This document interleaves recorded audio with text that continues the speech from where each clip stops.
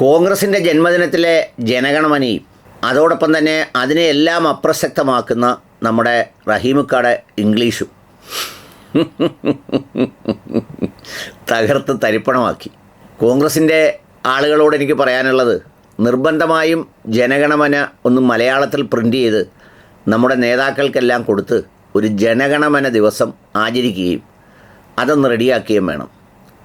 ബഹുമാനപ്പെട്ട വിദ്യാഭ്യാസ വകുപ്പ് മന്ത്രി ശിവൻകുട്ടി സാറിനോടും ഉന്നത വിദ്യാഭ്യാസ വകുപ്പ് മന്ത്രി ബിന്ദു മാഡത്തോടും പറയാനുള്ളത്, നിർബന്ധമായും ഇംഗ്ലീഷ് ഭാഷ പ്രോത്സാഹിപ്പിക്കുന്നതിന് ആവശ്യമായ എന്തെങ്കിലും നടപടികൾ ഉണ്ടാകേണ്ടത് വളരെ ആവശ്യമാണ്. ഒപ്പം നമ്മുടെ ലാ അക്കാഡമിയിലെ നാരായണൻ നായർ സാറിൻ്റെ ഡിഗ്രി എല്ലാം കൂടി ഒന്ന് പുനഃപരിശോധിക്കുകയും എന്തെങ്കിലും ഒരു ടെസ്റ്റ് നടത്തുകയും വേണം.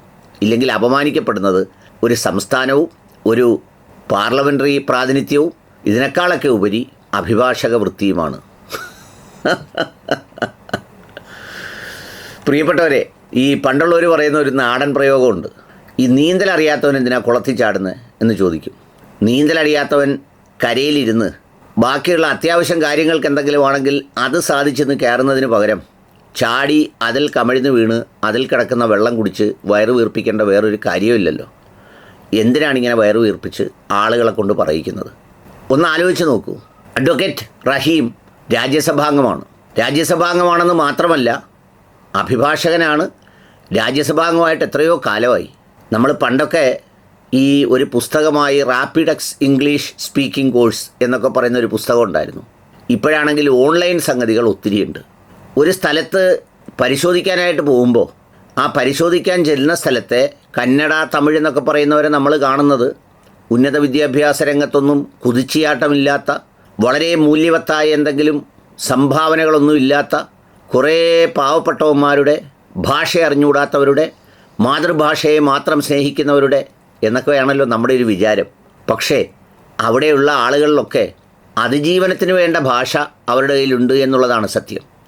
അതുകൊണ്ടാണ് നമ്മുടെ റഹീം എം പിയോട് ചോദിക്കുന്ന ആ മാധ്യമപ്രവർത്തകനെന്നോ അല്ലെങ്കിൽ ലൈനറെന്നോ അല്ലെങ്കിൽ വേറെ ടേക്കറോ ഏത് തസ്തികയിലുള്ള ആളായാലും വളരെ ഭംഗിയായി അയാൾ ചോദിച്ചില്ലേ. ആ ചോദിച്ചപ്പോൾ റഹീമൊക്കെ വെട്ട എന്താ കാണിച്ചു കൂട്ടിയത്? സത്യം പറഞ്ഞാൽ അവിടെയൊക്കെ പോയി നിൽക്കുമ്പോൾ ഒരു 4-5 സെൻറ്റൻസ് മര്യാദയ്ക്ക് പഠിച്ചിട്ടെങ്കിലും പോയി നിൽക്കണ്ടേ? ഇതിപ്പോൾ അപമാനിക്കപ്പെടുന്നത് അദ്ദേഹം മാത്രമല്ലല്ലോ. അദ്ദേഹം പ്രതിനിധാനം ചെയ്യുന്ന ഒരു പ്രസ്ഥാനം, പിന്നെ രാജ്യസഭാംഗം എന്ന് പറയുന്ന അത് ബുദ്ധിജീവികളുടെ ഒരിടമാണ് എന്നാണ് പറയുന്നത്. ബൗദ്ധിക സമ്പത്ത് രാജ്യത്തിൻ്റെ എന്ന് പറയുന്ന ഒരു തലമാണ് അവിടെയുള്ളത്. പിന്നെ അതെല്ലാം കൂടാതെ അഭിഭാഷക വൃത്തി. But government of Karnataka officers said this is purely belongs to government property. It's a GBA property. That's why we have to did the demolition. So, can you the government of Karnataka make a audit in Karnataka city regarding the this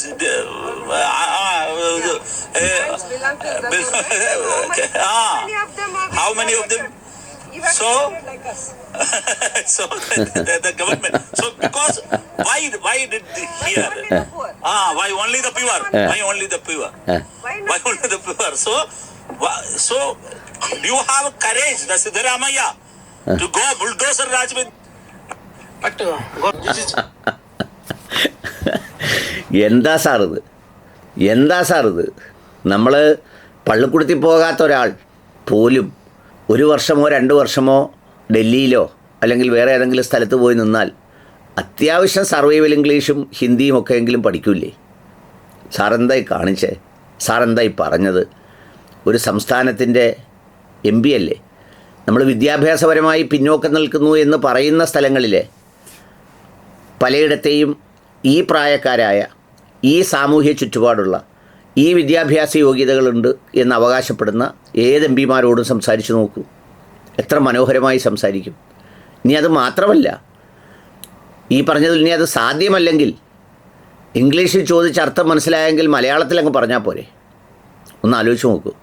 ഏതായാലും സംഗതി ട്രോളായി, എയറിലായി. എല്ലാമായി. സാമൂഹ്യ മാധ്യമത്തിന് പിന്നെ കിട്ടാത്ത പാടേ ഉള്ളൂ.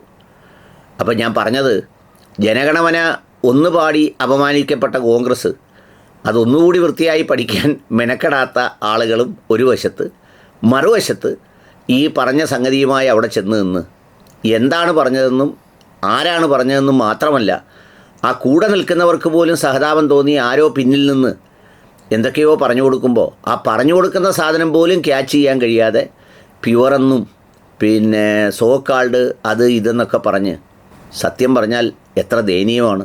നമ്മുടെ ലോക്സഭാ സെക്രട്ടറി ജനറൽ ആചാര്യ സാറ് പലപ്പോഴും ഈ കേരളത്തിലെ പാർലമെൻറ്റിൻ്റെ ഒരു പെർഫോമൻസിൻ്റെ ഒരു സംഗതി പറയാറുണ്ട്. വളരെ ദയനീയമാണ്. കേരളത്തിൻ്റെ വികസനം എന്ന് പറയുന്നത് ഒരു വൈരുദ്ധ്യാത്മക സംഗതി എന്തോ ആണ് എന്ന് വ്യാഖ്യാനിക്കേണ്ടി വരുന്ന ഒരു പ്രതലമാണ്, അല്ലെങ്കിൽ ഒരു സൂചനയാണ് ഇത്തരം കാര്യങ്ങളൊക്കെ നൽകുന്നത്. ഇതിപ്പോൾ 1, 2, 3 തവണയായി ഈ ഇംഗ്ലീഷ് പ്രയോഗം ബഹുമാനപ്പെട്ട രാജ്യസഭാംഗത്തിൻ്റെ. ഇനിയെങ്കിലും ദയവായി പ്ലീസ്